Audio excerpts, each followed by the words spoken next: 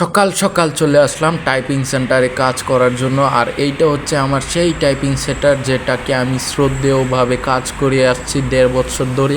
আর এইখানে রোডটা দেখতেছেন, কুয়াশা নাই, কিন্তু কেমন জানি একটা কুয়াশা পড়ছে আজকে। তো হ্যালো এভরিওয়ান, আসসালামু আলাইকুম, কেমন আছেন সবাই? সকাল সকাল ঘুম ভাঙতে না ভাঙতেই আমার ডিউটি পড়ে গেল সকাল 6টা বাজে। তো আমি সকাল 6টা বাজে ডিউটিতে যাওয়ার জন্য রওনা দিয়ে দিলাম।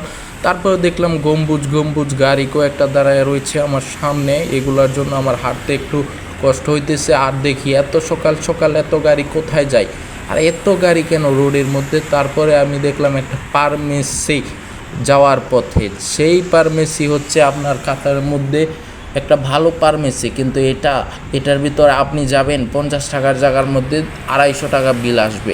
এটাকে রাক্ষসী ফার্মেসি বলা হয় একভাবে।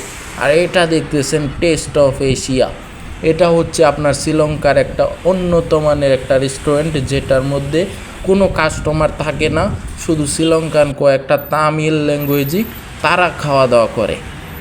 তারপর আমি সোজা হাঁটতে চলে যাইতেছি আমার টাইপিং সেন্টারের রওনার উদ্দেশ্যে। তারপরে আমি চলে আসলাম, আর এখানে আমি দাঁড়ায় রয়েছি জানেন কেন?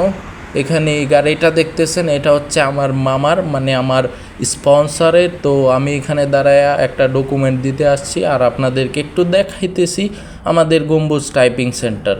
তো আমি টাইপিং সেন্টারের ভিতরে চলে আসছি। আমি আজকে একটু মৌলবি